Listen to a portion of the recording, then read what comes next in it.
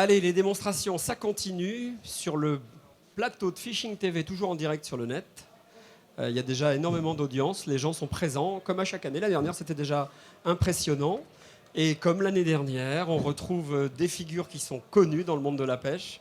Et là, en l'occurrence, on a deux pointures des guides de renom, Fred Briot et toi, Arnaud, l'Irlande. Ça fait rêver, hein, tout ça. Ouais, bonjour. L'Irlande, c'est une destination magique, mythique. On a la chance d'y travailler, d'y prendre des beaux poissons. Et c'était un petit peu le thème aujourd'hui. Vous parlez des brochets. Ok, super. Avant ça, c'est une petite première sur Fishing TV, c'est que si vous regardez vos écrans, là, on est en direct sur votre stand. En même temps que vous êtes là, eh bien, on voit un petit peu le stand. On voit Jean-Mich là, qui est en train de travailler et de faire ses démonstrations sur le stand Rapala. Un joli stand, bien éclairé, avec des gens super compétents et puis tous des passionnés. Hein, vous les premiers, messieurs.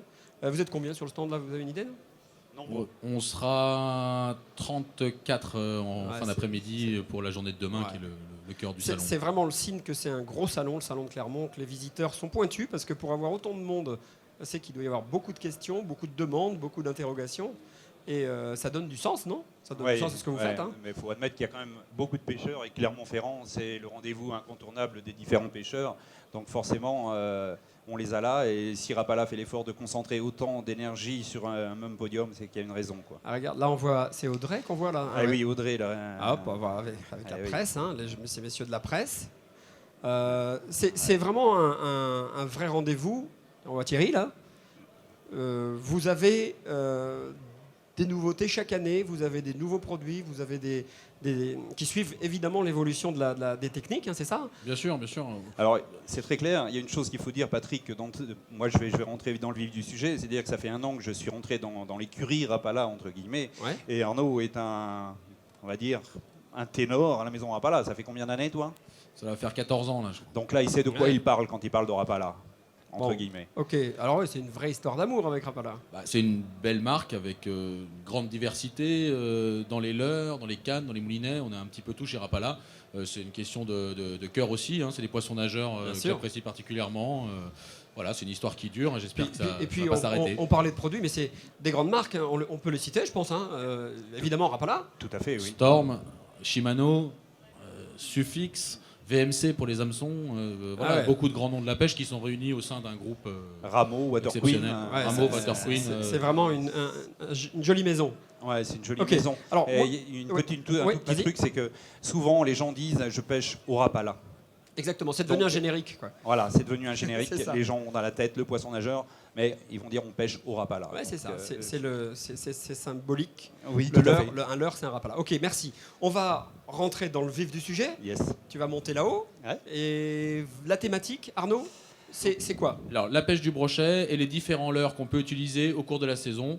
Alors, ça c'est bien, parce que la saisonnalité, c'est forcément des questionnements pour le pêcheur. L'hiver, je pêche comment? L'été, je pêche comment? Quel type de leurre? Des gros, des petits, des moyens, des bruiteurs, des silencieux Bien sûr, on n'appréhende pas la pêche de la même façon au mois d'avril qu'au mois de mai ou qu'au mois de septembre. Les conditions météo font changer le biotope, font changer l'activité des poissons dans l'eau, leur poste, les proies qui ciblent. Donc forcément, il faut adapter sa pêche, adapter les leurres. Donc c'est ce qu'on va essayer de voir un petit peu là. Quelle leurre utiliser, à quel moment de la saison, pourquoi? Alors, je vais poser une question de débutant, j'aime bien faire ça. Si on utilise un leurre pour l'hiver, par exemple, est-ce que ça peut marcher l'été? Bien sûr, après, tous les leurres peuvent prendre des poissons toute l'année. Ensuite, l'idée, c'est quand même d'optimiser la pêche, c'est-à-dire d'être le plus performant possible pour prendre le plus de poissons à chaque fois. Ouais. Donc, il y a quand même des leurres qui sont plus performants d'une saison sur l'autre. Ce qui n'empêche pas évidemment un leurre qui fonctionne très bien au mois d'octobre de prendre aussi du poisson au mois d'avril. Voilà, c'est ça. Ok.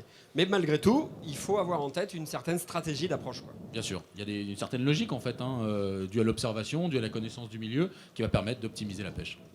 Alors les poissons irlandais, les brochets irlandais, Ils sont comme les brochets français, ça fonctionne pareil? Alors ça fonctionne pareil, disons qu'à biotope équivalent, ça fonctionne pareil. Après, on a des biotopes bien spécifiques en Irlande qui sont vraiment propres au pays, et on n'aura pas forcément la même chose dans les lacs alpins par exemple, qui sont complètement différents. Mais après, sur les lacs de tourbe avec des roseaux comme on en a beaucoup en Irlande, ces lacs-là en France, on trouvera les mêmes fonctionnements, les mêmes fonctionnements pour les poissons, quoi. Alors est-ce que toi, étant guide de pêche, est-ce que tu fais remonter des informations pour l'élaboration des nouveaux produits, est-ce qu'il y a ce genre de démarche? Est-ce que tu es écouté quand tu parles? Bien sûr, il y a une interaction entre la maison et nous. On est là aussi pour donner des infos, pour corriger certaines choses, pour donner des idées, pour donner des axes de développement. Ouais, ou pour dire non, ça faut pas, quoi. Ah, bien, alors, C'est faisable, ça aussi. Ça, il faut pas. Bon, après, la Maison Rapala, c'est une grosse écurie, c'est un groupe mondial, donc évidemment, il faut prendre des idées qui viennent d'un petit peu partout. Ouais. Donc, on met tous notre petite pierre à l'édifice, et puis ça permet de faire évoluer les gammes dans le bon sens, je pense. Ok. Bon, Fred. Ouais, quand vous voulez. T'es un poil lent, là. Hein. Non, mais j'attendais que vous parliez. Moi, Ah bon, d'accord. Ok. Il a pris de la hauteur. Il a pris de la hauteur. Eh, t'as un joli point de vue d'ici, non? Ouais, c'est pas mal. Ouais. J'ai la vision du salon et je vois qu'il y a quand même pas mal de monde et c'est vraiment très très sympa, quoi. Ouais, c'est bien. Toujours en direct. Les gens en profitent. On a des réactions déjà sur le net. C'est vraiment intéressant. La petite précision utile, c'est que, encore une fois, les poissons qui sont dans le bac, ce sont des poissons pour faire joli. Le but du jeu, c'est évidemment de ne pas les attraper et surtout de ne pas les attraper. C'est juste pour montrer un petit peu que dans certaines conditions, dans certains environnements, le poisson se sent bien. Là, on le voit bien, ils sont planqués un peu là-bas, ils ont peur. Ils n'ont pas l'habitude de voir autant de monde. Bah, c'est possible. Attends, des poissons, C'est pas voir vraiment- autant de monde et d'être dans une Ouais, piscine c'est ça. comme ça, c'est pas toujours l'idéal non plus pour eux. Beaucoup de lumière aussi, hein. Et il y a beaucoup de lumière. Donc voilà, c'est de la petite précision que je rappelle à chaque fois. L'intérêt, c'est de ne pas les attraper. Donc, je ne sais pas si vous avez fait ce qu'il fallait sur les hameçons. Non, on a laissé des hameçons, mais il y a des leurres, ils vont pas y toucher. Ils Hein. ne vont pas y toucher. Ah Voilà. bah non. D'accord, parce que ce sont des leurres à brocher, encore une fois. Ah bah, si on attrape, dommage. Non, ça se produira Non, il y a pas. des hameçons, je peux pas enlever. Non, mais... Et pourquoi, tiens, justement? Eh ouais, ils sont inenlevables parce qu'après le leurre, il va faire quoi? Il va nager peut-être de travers, il sera pas équilibré. Souvent, on équilibre le leurre et puis avec les hameçons. Alors, il y en a sur lesquels on peut le faire, hein, bien entendu. Hein. Il y en a un dont on parlera, on l'a fait parce que sinon, je vais accrocher, je sais pas, peut-être un poisson, mais autre chose. Donc, c'est Ouais, pas nécessaire. d'accord. Nous Donc, verrons ça. ça veut dire que les leurres, c'est un parfait équilibrage de chacun des éléments, quoi. Hein. Aussi, voilà, c'est ça. C'est-à-dire que quand on change le poids avec un hameçon, le leurre peut changer de nage. Sa nage n'évoluera pas comme souhaité au départ, quoi. Alors, Saisonnalité. voilà, allons-y, cher ami. Eh oui. Alors, on est en hiver, on est en été, on commence par quoi? Arnaud. Alors on démarre par le début de saison, hein, la période à laquelle nous on démarre la pêche, on ouvre le camp. C'est une période qui correspond à la reprise un petit peu de l'activité de la pêche en France. Donc en Irlande on démarre au mois d'avril, donc c'est un petit peu plus tôt que l'ouverture de la pêche au carnassier chez nous. C'est la période à laquelle les conditions météo redeviennent à peu justement, près favorables. Parle-moi Alors, des conditions météo. les- Température de l'eau, par exemple. L'Irlande, c'est un pays qui est quand même très à l'ouest, c'est une île qui est très vantée, donc on est extrêmement soumis aux conditions météo, enfin aux variations de conditions climatiques, et donc on est contraint et forcé d'attendre la fin de l'hiver pour pouvoir pêcher dans de bonnes conditions, des conditions de bonne sécurité, des conditions de température acceptable. Alors toi, mon boss, là, avec quoi on démarrerait alors justement cette saison-là? Alors le mois d'avril, ça reste quand même le début de saison en Irlande, c'est-à-dire que les eaux sont encore froides, et surtout on a des poissons qui viennent de finir de frayer, si tout se passe bien. Je dis tout se passe bien parce que les 2 dernières années, on a eu des conditions météo complètement décalées. On en avait déjà parlé l'année dernière à Clermont. Cette année, ça a été pareil. Je pense que tout le monde a eu la même chose ici. Un printemps absolument glacial qui a complètement déporté le frais. Donc c'était des conditions un petit peu atypiques. En règle générale, au mois d'avril, quand on rouvre, les poissons terminent de frayer. Donc ça veut dire, ça implique 2 choses. Déjà, c'est qu'ils sont sur des zones peu profondes, Oui, c'est-à-dire à proximité des frayères, et ils D'accord. ont faim. Donc, d'accord. s'ils ont faim, ils ciblent leur prédation sur des proies relativement importantes. À titre Alors, tu m'as d'indication, donné plein de leurres, là, lequel on utilise. avant de démarrer, on a, pour que les gens se fassent une idée, on a une température moyenne de combien au mois Entre d'avril? 6 et 10 degrés. 6 et 10 degrés. Ouais. Donc voilà, ok. Ça, c'est important, je pense. Ok, donc on démarre, on a les abeilles, on a envie d'aller à la pêche, et on démarre. L'objectif quand on ouvre, hein, jusqu'au mois de mai, c'est d'attraper les grosses femelles qui sortent de reproduction, qui ont faim. C'est les poissons qui sont les plus gros. Donc là, on utilise des leurres de grosse taille.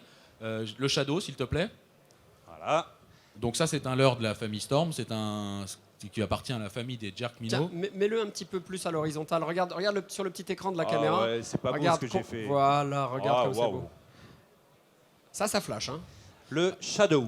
Alors là, on a un coloris effectivement très flashy, un coloris Fire Tiger, le fameux FT. Oui, c'est Un ça. coloris qu'on va utiliser pour des pêches assez agressives ou dans des eaux un petit peu teintées, avec des ciels bas et couverts. A l'inverse, si on pêche avec beaucoup de luminosité, des eaux qui sont très claires, on aura peut-être tendance à utiliser des leurres avec des coloris un petit peu plus naturels. Alors, on ne l'a pas dit tout à l'heure, mais là, on a pris l'option de pêcher avec des leurres dures. Alors oui, comme on le disait tout à l'heure, on a une très grande gamme. Chez Rapala, on n'a qu'une demi-heure, on ne peut pas tout présenter. Ouais. Donc on a fait le choix des leurres On se dures. concentre sur le dur. On va parler d'un leurre souple un petit peu plus tard dans la séance, là, un moment de l'année où ça s'y prête bien. En début de saison, on pêche essentiellement au leurre dur. Donc là, on va vous présenter un jerk à bavette, un jerk minnow, le Shadow. Donc c'est un jerk qui s'anime. Si tu peux partir d'un petit peu plus loin, Fred, s'il te plaît. C'est un leurre avec des billes qui fait beaucoup de bruit. Tiens-toi à carreau, Fred. Merci. Alors, leurre très agressif, les poissons ont faim. Hein. Donc, a priori, Tu me dis si je fais bien.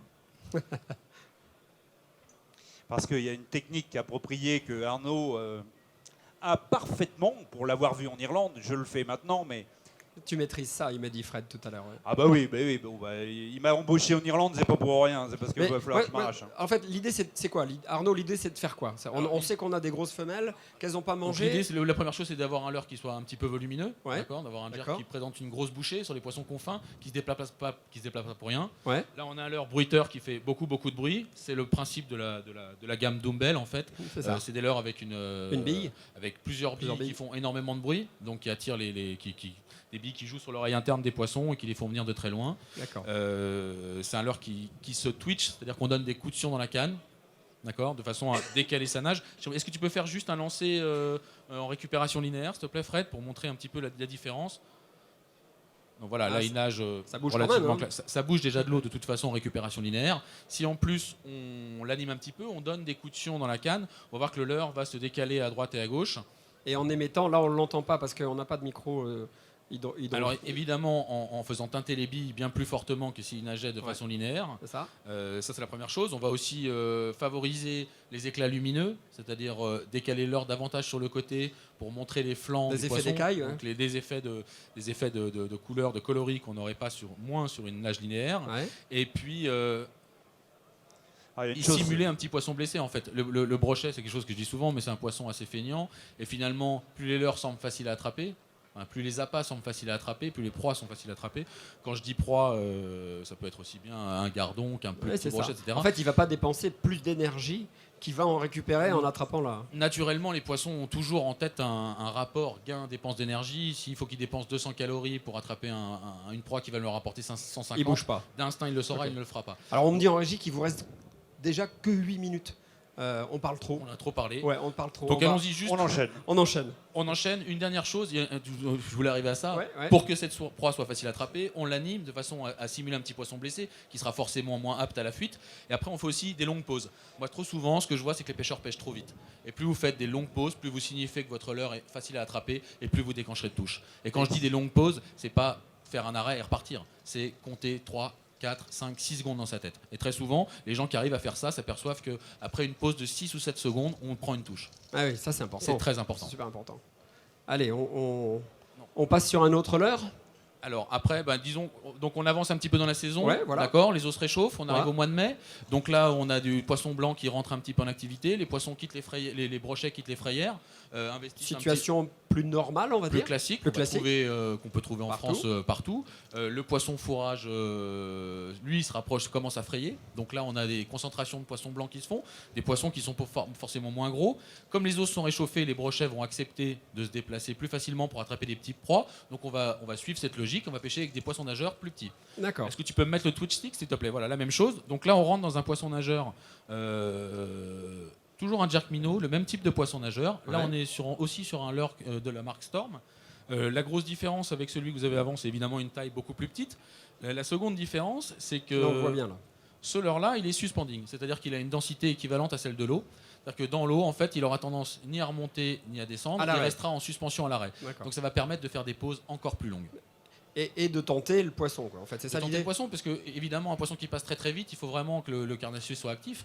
Un poisson qui s'arrête devant ses yeux, au bout d'un moment, il va se dire celui-là il est facile à attraper. J'y vais. Quoi. Et j'y vais. Exactement. Alors il nous reste pas beaucoup de temps, mais il faut savoir que les pauses avec ce type de leurre, ce sont des pauses assez longues. C'est-à-dire que comme dit Arnaud, la pause est importante et on va s'arrêter jusqu'à 10. Et 10 c'est long, compter jusqu'à 10 secondes. Donc on va éviter de compter jusqu'à 10 secondes parce qu'il nous reste que quelques minutes. Mais vous pouvez vraiment faire des pauses qui durent 3-4 secondes. Et ça change toute la pêche. Je vous incite à essayer parce que vous verrez, vous obtiendrez des résultats surprenants. Et les pauses ont lieu, les touches ont lieu pendant la pause. C'est-à-dire après plusieurs secondes de pause. D'accord, mais toujours à l'arrêt ou alors à la récupération? Toujours à l'arrêt. Alors après, évidemment, ça peut aussi, la touche peut être on peut prendre des poissons à tous les moments de l'animation, mais la plupart des touches auront lieu en fin de pause ou au moment du redémarrage. D'accord. Donc encore une fois, ça c'est un poisson nageur qui est fait pour être animé. Et si vous le récupérez de façon linéaire, il déclenchera des touches. Mais si vous l'animez, si tu veux bien que tu l'animes un petit peu, Fred, on va favoriser le travail des billes, favoriser les éclats lumineux, et puis la pause, toujours très importante, qui va déclencher cette touche. Le twitch stick, c'est un poisson qui nous a permis de prendre énormément de poissons. C'est un poisson nageur qui nous a permis de prendre énormément de poissons. Gros y compris? Toute taille. Parce qu'on dit toujours. C'est un poisson qu'on a utilisé plus en intersaison. Donc où il y a beaucoup de poissons d'activité, on cible moins les grosses femelles, mais évidemment sur le nombre on se rattrape et on prend des gros poissons aussi au milieu. Évidemment. Mitsu. À tes souhaits. On passe à un autre type de poisson nageur, un autre minnow, qui lui va supporter des pauses un petit peu moins importantes. Le Mitsu, c'est un leurre qui a une nage extrêmement réaliste, qui nage en S dans l'eau. C'est un aimant à brochet aussi. On peut dire qu'il est très connu parce qu'il y a des années. Maintenant. Il est très connu, c'est un leurre qui faisait partie de la gamme Pro Team qui est sorti déjà il y a 7-8 ans et qui a été ressorti cette année avec des nouveaux coloris. On l'utilise toujours avec autant de bonheur, c'est un leurre qui est très simple à utiliser. Linéaire d'abord. Assez linéaire. Moi, je l'anime un petit peu moins ce leurre-là. Je suis un petit peu moins excité sur la canne quand je l'utilise. J'utilise plus en linéaire. Par contre, je fais toujours ces pauses. Moi, je pense que je prends quand je pêche avec ce type de leurre, les 3/4 des poissons que je prends, je les prends sur les pauses. Ah, Alors à titre d'information quand même, sachez qu'il n'est pas exclusif brochet. Hein. Pour l'utiliser, j'utilise beaucoup en mer. Il est très efficace sur les barres également. Donc les pauses, vous avez compris que les pauses. Arnaud insistait là-dessus, c'est pas pour rien quoi. Toujours des pauses. C'est très rare qu'il faille accélérer la pêche pour prendre plus de poissons. En général, il vaut mieux la ralentir. D'accord. Ça, c'est une règle fondamentale. Ok, bon. On enchaîne, on passe dans la saison, l'été se passe. En Irlande, on ferme nous 2 mois en été parce que c'est pas la meilleure saison. Les eaux se réchauffent, les poissons chassent tôt le matin et tard le soir. Donc c'est pour le guidage, c'est pas intéressant. Donc nous on reprend à l'automne, qui est de nouveau une saison connue pour la pêche du brochet. Et là, les eaux commencent à se refroidir. On voit les poissons blancs qui se rassemblent dans les fosses, les endroits où il y a plus de profondeur, plus d'eau. Et donc là, forcément, on va utiliser des leurres qui permettent de pêcher plus profondément. Est-ce que tu peux me mettre le Vibe E, s'il te plaît? Donc là, c'est un autre leurre de la gamme Storm, un autre Dumbbell. C'est un lipless crankbait. Donc c'est un leurre qui a une attache sur le dos. Voilà, comme vous voyez là. On le voit très bien.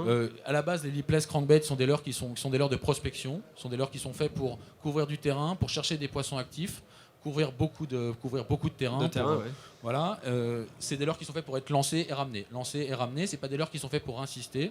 C'est pas fait pour gratter. On peut dandiner également. Donc, est-ce que tu peux me faire une animation lancé-ramené typique, comme on utiliserait un crankbait Voilà, très grosse vibration. Ah, ça bouge de l'eau, ça. Hein. Ça bouge beaucoup d'eau. En général, celui-ci, il pèse 48 grammes. Il est très volumineux. Pour un lipless, il y a peu de lipless qui font cette taille-là sur le marché. Et nous, on l'utilise. Donc, quand on pêche sur ces fosses, là, sur ces concentrations de poissons à l'automne, on pêche exactement comme fait Fred. On laisse descendre avec le fond et on dérive en giguant le leurre, c'est-à-dire en exerçant des fortes tractions du fond vers la surface. Là, on le voit bien, là, très bien. J'aime bien faire des pauses aussi pour que les billes s'arrêtent à un moment donné, qu'ils puissent cibler le leurre. Alors ceux qui connaissent bien la gamme vont me dire mais ça c'est pas une nouveauté, il était déjà là l'année dernière. Je vais vous dire oui, ce qui est nouveau c'est le coloris en fait. Il y a 2-3 nouveaux coloris cette année qui sont très intéressants, notamment pour le brochet. Agressif. Le rose c'est un bon coloris pour le brochet, dans beaucoup d'eau. C'est super agressif comme coloris. C'est un coloris agressif. Nous, en Irlande, les eaux sont très couleuretées. Ce coloris-là dans l'eau, je pense qu'il est assez représentatif des truites, en fait. Les eaux sont Et claires c'est- quand même. Les eaux sont très très claires. Les eaux sont claires, mais les Clair mais quand même couleureté. teintés, Bien sûr, il y ouais. a très peu de turbidité. Hein, Ouais, c'est-à-dire c'est que ça. la D'accord. qualité de l'eau est très bonne, mais les eaux sont Teintés. vraiment couleuretées à D'accord. cause de la tourbe, tout simplement. Le Vibe E, ça permet de prendre. On a pris beaucoup de poissons avec ça à l'automne. Alors là, on va vraiment conclure rapidement. Allez, on conclut rapidement avec une nouveauté de cette année, le Rip Shad. Donc là, c'est un leurre souple. On quitte les leurres durs. Ouais. C'est un leurre souple fait par Storm. On a juste inséré dans ce leurre le système clacking, en fait, qui est un système unique Rapala.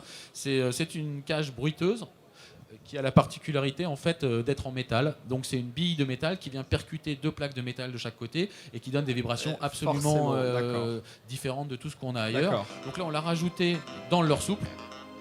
Allez, Et ça sonne la on fin. Je suis cumule les désolé. signaux. Voilà. En tout cas, si vous voulez plus d'informations, évidemment sur le stand Rapala, vous pouvez pas le rater. Hein. Bien sûr, vous pouvez pas le rater. Et là, on répondra à toutes vos questions avec plaisir. Et puis, on pourra parler même étendre la gamme parce qu'on n'a pas eu le temps de tout. Ok, parler merci. de tout. Mais de rien. On a De bu rien. vos paroles. Merci Fred. Merci De Fishing rien, TV. de rien. Et merci. Et encore une fois, allez voir sur le stand. Ils sont tous des pêcheurs poissons passionnés et ils seront pas avares d'informations. Une courte pause et on reçoit après les gens de chez Daiwa.